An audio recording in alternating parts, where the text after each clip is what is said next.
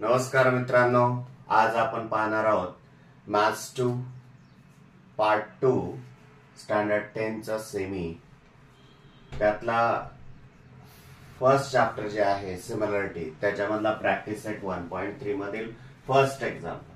In the figure angle ABC is equal to 75 degree, angle EDC is equal to 75 degree and state which two triangles are similar and by which test असं विचारलेलं आहे. फिगरचं जर आपण observation केलं तर आपल्याला लक्षात येईल काय दिलेलं आहे. Angle ABC is 75 degree and angle EDC is equal to 75 degree. या दोन ट्रायंगलचं जर ऑब्झर्वेशन केलं कोणत्या दोन, in triangle ABC and triangle EDC, तुम्हाला काय लक्षात येत आहे ते बघूया. कारण आपल्याला हे दोन ट्रायंगल आपल्याला काय करायचं आहे, कोणत्या सिमिलरिटीच्या टेस्टनुसार सिमिलर होत आहेत हे दाखवायचं आहे. चला तर बघूया. In triangle ABC and triangle EDC, या दोन ट्रायंगलचा जर विचार केला तर या दोन्ही ट्रायंगल मध्ये angle ABC and angle EDC are is equal to 75 degree. दोन्हीही 75 डिग्री आहेत हे गिवन दिलेलं आहे, लक्षात घ्या. म्हणून तेच लिहायचं आहे. Angle ABC congruent angle EDC, याला reason is equal to 75 degree किंवा गिवन सुद्धा म्हणू शकतो आपण. त्यानंतर दोन्ही ट्रायंगलचं जर ऑब्झर्वेशन केलं बघा, triangle ABC and triangle EDC या अँगल व्यतिरिक्त कोणता अँगल आपल्याला कॉन्ग्रंट दाखवता येईल. कारण बघा सिमिलरिटीच्या आपण 3 टेस्ट बघितलेल्या आहेत. कोणत्या, पहिली टेस्ट म्हणजे ए टेस्ट, दुसरी SAS टेस्ट अँड तिसरी SSS टेस्ट. सिमिलरिटीच्या ह्या 3 टेस्ट बघितलेल्या आहेत. त्या 3 टेस्टचा जर विचार केला तर पहिल्या टेस्ट मध्ये दोन्ही हे अँगल, पहिल्या ट्रायंगलचे 2 अँगल हे दुसऱ्या ट्रायंगलच्या 2 करस्पॉन्डिंग अँगलशी जर कॉन्ग्रुएंट असतील तर ते 2 ट्रायंगल ए टेस्ट नुसार सिमिलर होतील हे आपल्याला माहिती आहे. आणि नंतरच्या ज्या 2 टेस्ट आहेत त्यामध्ये तुम्हाला करस्पॉन्डिंग साइडचा रेशो हा इक्वल लागेल, परंतु इथे करस्पॉन्डिंग साइडच्या बाबतीत काहीही दाखवलेलं नाही. म्हणून फर्स्ट टेस्ट नुसार आपल्याला हे 2 ट्रायंगल सिमिलर दाखवता येतील की नाही याचा विचार करावा लागेल. बघा, एक तर अँगल दिलेला आहे corresponding angle ABC congruent angle EDC, हा कॉन्ग्रंट दिलेला आहे. आता करस्पॉन्डिंग दुसरा अँगल कोणता, जर बारीक ऑब्झर्वेशन केलं तर दोघांमध्ये हे अँगल सी जो आहे हा कॉमन आहे. अँगल सी जो आहे तो कॉमन आहे. म्हणून आपण काय म्हणू शकतो, angle BCA congruent angle DCE, याला रिझन द्या कॉमन अँगल. देअरफॉर बघा, फर्स्ट ट्रायंगलचे 2 अँगल हे सेकंड ट्रायंगलच्या 2 करस्पॉन्डिंग अँगलशी जेव्हा कॉन्ग्रंट असतील तेव्हा ए टेस्ट नुसार ते 2 ट्रायंगल काय होणार आहेत, सिमिलर होणार आहेत. Therefore triangle ABC similar triangle EDC by using A test. आता 1-1 करस्पॉन्डन्स कशी येईल लक्षात घ्या. बघा, अँगल बी हा अँगल डी सी कॉन्ग्रंट आहे, अँगल सी हा स्वतःशीच कॉन्ग्रंट आहे. म्हणून अँगल ए हा ई सी कॉन्ग्रंट असणार आहे. म्हणून 1-1 करस्पॉन्डन्स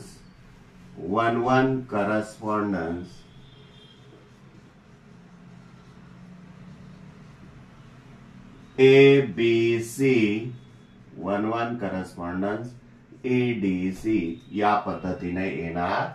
आता आपण सेकंड एक्झाम्पल पाहूया. त्यामधलंच, are the triangle in following figure similar, म्हणजे हे जर दिलेली जी माहिती आहे त्यावरून हे 2 ट्रायंगल सिमिलर आहेत का. If S by which test, जर असतील तर कोणत्या टेस्ट नुसार असं आपल्याला विचारलेलं आहे. चला तर मग बघूया गिवन डेटानुसार आपल्याला काय करता येईल. गिवन डेटानुसार आपल्याला म्हणता येईल काय की बघा, जर यांचा जर विचार केला व्यवस्थित जर बघितलं तर सिमिलर दाखवायचे म्हटल्यानंतर आपल्याला कोणत्या तरी टेस्टनुसार ते सिमिलर दाखवावे लागतील आणि येथे आपल्याला सर्व साइड्स दिलेल्या आहेत, म्हणजे साइड टेस्ट म्हणजे एस टेस्ट नुसार ते दोन सिमिलर होतात की नाही याचा विचार करूया. चला बघ, काय PQ upon PQC corresponding side दुसऱ्या ट्रायंगलची LM दिसते. बघूया आपण ट्राय करून. PQ is equal to 6 and LM is equal to 3. Reduce form मध्ये जर कन्वर्ट केला याला 3 1 जा 3, 3 2 जा 3 1 जा 3, 3 2 जा 6. Therefore 2. This is equation 1. Next one, QR upon MN. QR शी related corresponding side second triangle ची ही MN असेल. Therefore 8 upon 4 is equal to 4 1 जा 4, 4 2 जा 8. रेड्यूस फॉर्म मध्ये कन्वर्ट केल्यानंतर त्याचाही 2 आलेला आहे. Next one, PR upon LM is equal to PR is equal to 10 and LM is equal to 5. Reduce form मध्ये कन्वर्ट करा. 5 1 जा 5, 5 2 जा 10. Therefore याचंही उत्तर 10 आलेलं आहे. From equation 1 2 3, from equation 1 2 and 3 तुम्हाला काय दिसतंय रे? या तीनही इक्वेशनचं जर ऑब्झर्वेशन केलं तर त्यांची राईट साइड जी आहे ते इक्वल आहे, म्हणून लेफ्ट साइड सुद्धा इक्वल आहे. PQ upon LM is equal to QR upon MN is equal to PR upon LM. अशा पद्धतीनं हा तीनही पहिल्या ट्रायंगलच्या तीन साइड या दुसऱ्या ट्रायंगलच्या 3 करस्पॉन्डिंग साइड्स मध्ये इक्वल प्रपोर्शन मध्ये येतील. लक्षात घ्या. मग इक्वल प्रपोर्शन मध्ये जर येत असतील तर तुम्हाला माहितीच आहे ते दोन ट्रायंगल. देअरफॉर ट्रायंगल कोणते? Triangle PQR similar triangle LMN होतील. कोणत्या टेस्ट नुसार? SSS टेस्ट नुसार. आपण third example, as shown in figure 2 poles. फिगरचं ऑब्झर्वेशन जर केलं तर PR आणि AC हे 2 पोल आहेत. 2 poles, height of 8 meter and 4 meter are perpendicular to the ground. If the length of his shadow poles due to sunlight of smaller pole due to sunlight 6 meter, then how long will be the shadow the same of the bigger pole at the same time असं म्हटलेलं आहे. बघा, लहान पोलची shadow दिलेली आहे परंतु बिगर पोलची शॅडो ही दिलेली नाहीये, ती आपल्याला ड्रॉ करायची आहे. तुम्हाला माहितीच आहे PR and AC are 2 poles perpendicular to the ground. Perpendicular आहेत का ग्राउंड आपण ते लिहिणार आहोत. मग त्यानंतर QR and BC are their shadows respectively. QR आणि BC या शॅडोज आहेत आणि तुम्हाला हे माहिती आहे the shadows are cast at the same time. जर शॅडो पडत असतील तर ते दोन तयार होणारे ट्रायंगल जे आहेत ते काय असणार आहेत? सिमिलर असणार आहेत. देअरफॉर आपण काय म्हणू शकतो मग? Triangle PQR similar triangle ABC. त्यांची शॅडो एकाच वेळी पडते म्हणून ते दोन ट्रायंगल काय होणार आहेत? तयार होणारे दोन ट्रायंगल हे सिमिलर होणार आहेत. आणि सिमिलर ट्रायंगलचे सिमिलर ट्रायंगल जर असतील तर त्यांच्या करस्पॉन्डिंग साइड या इक्वल प्रपोर्शन मध्ये असतात, हे तुम्हाला माहितीच आहे. Therefore PR upon AC is equal to QR upon BC किंवा QR upon BC is equal to PR upon AC असं पण आपण लिहू शकतो. Therefore AC upon PR is equal to, किंवा उलट लिहूया आपण, PR upon AC is equal to QR upon BC. याला रिझन असेल तुमचं काय? Corresponding sides of similar triangle. याच्यामध्ये मग तुमच्या दिलेल्या ज्या गिवन व्हॅल्यूज आहेत त्या सबस्टिट्यूट करा. PR is equal to what? PR is equal to 4. Therefore 4 upon AC, AC is equal to 8 is equal to QR is equal to 6 and BC is equal to X. आता X ची value काढा. बघ X ला अलीकडे आणा, या दोघांनाही पलीकडे घेऊन जा. देअरफॉर X डिनॉमिनेटरला इकडे आल्यानंतर न्यूमरेटरला मल्टिप्लाय येईल आणि 8 डिनॉमिनेटरला पलीकडे न्यूमरेटरला जाईल आणि 4 कुठे जाणार आहे? डिनॉमिनेटरला जाणार आहे. 4 1 जा 4, 4 2 जा 8. Therefore X is equal to 6 2 जा 12. आली की नाही X ची व्हॅल्यू? आणि X ची व्हॅल्यू म्हणजेच काय आहे? त्या बिगर पोलची शॅडो आहे. मग तुम्ही इथे लिहू शकता the shadow of bigger pole is 12 meter. Next example, in triangle ABC, AP perpendicular BC. In triangle ABC, AP perpendicular BC and BQ perpendicular AC. Here betweenness of AQC म्हणजेच A आणि C च्या between Q आहे. Segment BC वर B आणि C च्या between P आहे, म्हणून betweenness of BPC. Then prove that CPA similar triangle CQB and if AP is equal to 7, BQ is equal to 8, BC is equal to 12, then find AC असं म्हटलेलं आहे. मग प्रथम आपण काय करूया, हे जे दोन ट्रायंगल आपल्याला सिमिलर दाखवायला लावलेले आहेत ते सिमिलर दाखवून घेऊया. सिमिलर दाखवत असताना आपल्याला कोणत्या तरी टेस्टचा यूज करावा लागेल. टेस्ट किती आहेत? 3 तुम्हाला मी आधी सांगितले. AA टेस्ट, SAS टेस्ट आणि SSS टेस्ट. या सिमिलरिटीच्या 3 टेस्ट आपण पाहिलेल्या आहेत.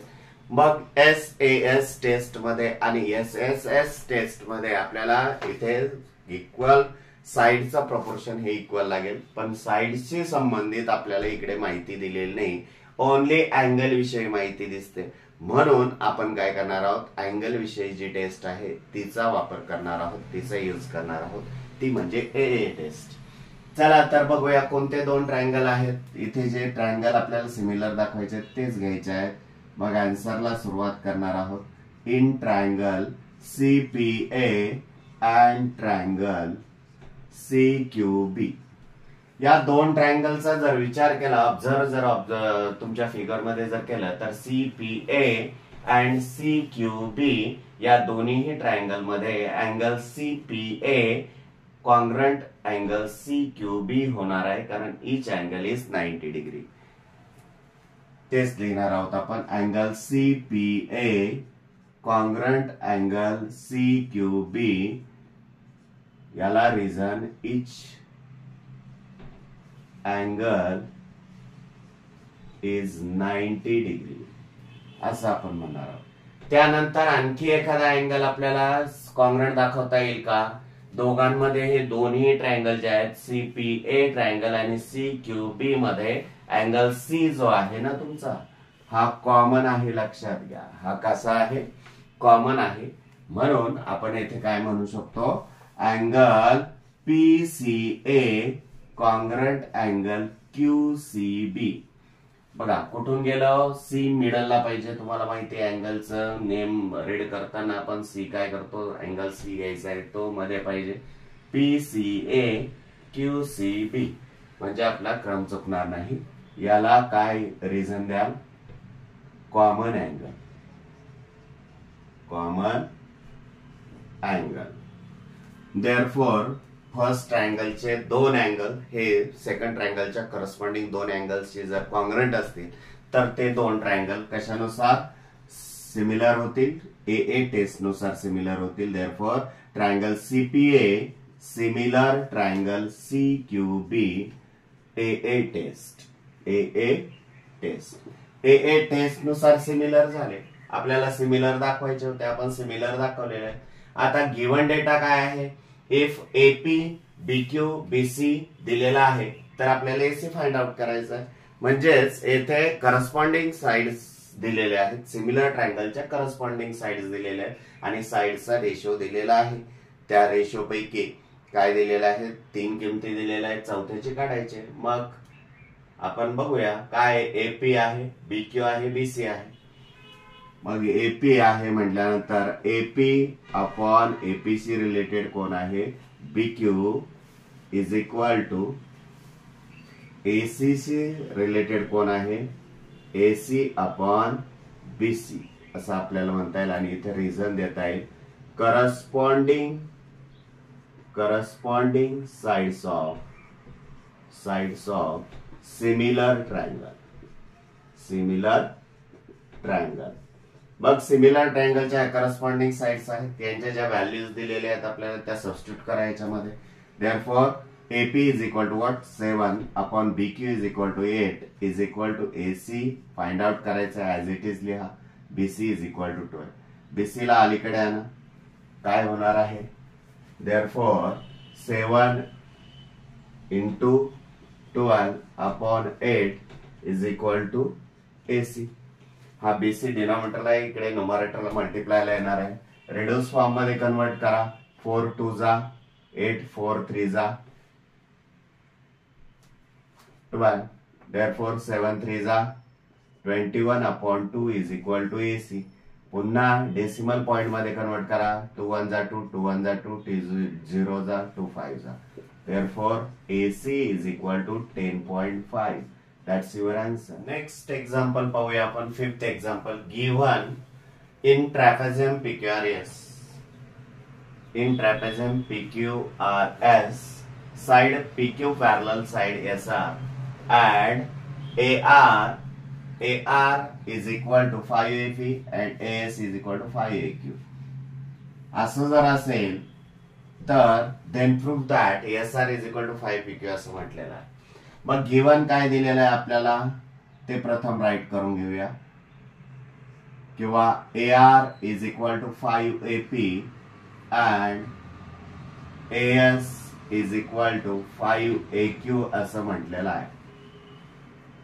मग यांचा जर विचार केला तर लक्षात घ्या, AP ला जर इकडे आणलं तर AR upon AP is equal to 5 upon 1 होणार आहे and AS upon AQ is equal to 5 upon 1 होणार आहे. तुमच्या इथे लक्षात येत आहे का की यांचे या दोघांचे हे राईट साइड जे आहे ती सेम आहे, म्हणून लेफ्ट साइड सुद्धा इक्वल येणार आहे. Therefore AR upon AP is equal to AS upon AQ. This is equation 1. याला equation 1 नाव द्या. आता दोन ट्रायंगल मध्ये पहा, कोणत्या दोन ट्रायंगल, या कोणत्या दोन ट्रायंगलच्या करस्पॉन्डिंग साइड्स आहेत, AR AP आणि AS AQ. म्हणजे हे दोन ट्रायंगल आहेत साधारणतः. या दोन ट्रायंगलच्या करस्पॉन्डिंग त्या साइड आहे. मग आता या दोन साइड्स, या पहिल्या ट्रायंगलच्या दोन साइड्स या दुसऱ्या ट्रायंगलच्या दोन साइडशी इक्वल प्रपोर्शन मध्ये आहेत, हे इथे दिसत आहे. त्यानंतर त्यांनी इन्क्लूड केलेला हा अँगल सुद्धा कॉन्ग्रंट होईल. बघा हा अँगल, कारण हा अँगल का कॉन्ग्रंट होईल, कारण हा अँगल काय आहे, हे अपोजिट अँगल्स आहेत आणि अपोजिट अँगल्स कॉन्ग्रंट असतात हे तुम्हाला माहिती आहे. म्हणजे फर्स्ट ट्रायंगलचे दोन साइड त्यांनी इन्क्लूड केलेला अँगल हा सेकंड ट्रायंगलच्या दोन करस्पॉन्डिंग साइड्स आणि करस्पॉन्डिंग अँगलशी जर करस्पॉन्डिंग साइडशी इक्वल प्रपोर्शन मध्ये आणि अँगलशी कॉन्ग्रंट असेल तर ते दोन ट्रायंगल SAS टेस्ट नुसार सिमिलर होतील, हे आपल्याला इथे दाखवता येईल. बघ आपण काय म्हणणार आहोत, in triangle ARS and triangle APQ. AR कडून कुठे गेलो, S कडे, आणि AR ची करस्पॉन्डिंग साइड सेकंड ट्रायंगलची AP आहे, म्हणून AP कडून Q कडे आलो. मग यामध्ये जे गिवन एक नंबरच आहे तेच आपण लिहिणार आहोत. काय की AR upon AP is equal to AS upon AQ from equation 1 आणि त्यांनी इन्क्लूड केलेला जो अँगल आहे angle RAS congruent angle PAQ याला रिझन द्याल तुम्ही अपोजिट अँगल किंवा पेअर ऑफ अपोजिट अँगल्स असंही म्हणू शकता. and therefore triangle ARS similar triangle APQ होईल कोणत्या टेस्ट नुसार SAS टेस्ट नुसार हे दोन ट्रायंगल आपले सिमिलर होणार आहे. पण आपल्याला हे दाखवायचं आहे ना हे म्हणजेच काय असेल की AR आपल्याला काय दाखवायचे SR is equal to 5PQ SR is equal to 5PQ दाखवायचं म्हणजेच SR upon PQ is equal to 5/1 हा रेशो दाखवायचा आहे आपल्याला. मग हा रेशो दाखवताना काय करणार आहोत आपण हा रेशो दाखवताना आपण काय करणार आहोत मग आपल्याला हे दोन ट्रायंगल सिमिलर दाखवून सिमिलर ट्रायंगलच्या करस्पॉन्डिंग रिमेनिंग जी एक पेअर राहिलेली आहे त्यांची सुद्धा यांच्या एवढेच काय असते रेशो असतो हे आपल्याला दाखवायचं आहे. मग सिमिलर जर ट्रायंगल झालेले असतील तर सिमिलर ट्रायंगलच्या करस्पॉन्डिंग साइड्स इक्वल प्रोपोर्शन मध्ये असतात हे आपल्याला माहितीच आहे. मग कसे दाखवणार इक्वल प्रोपोर्शन मध्ये लक्षात घ्या कसे दाखवणार बघा AR upon AP is equal to RS upon किंवा SR म्हणा SR upon PQ is equal to AS upon AQ आणि याला रिझन काय द्याल तुम्ही corresponding sides of similar triangle therefore but AR upon AP is equal to AS upon AQ is equal to 5/1 therefore SR upon PQ is equal to 5/1 that is therefore SR is equal to PQ ला पलीकडे घेऊन जा 5 into PQ that's proof हेच आपल्याला proof करायचं होतं. that's your answer. लाव बरं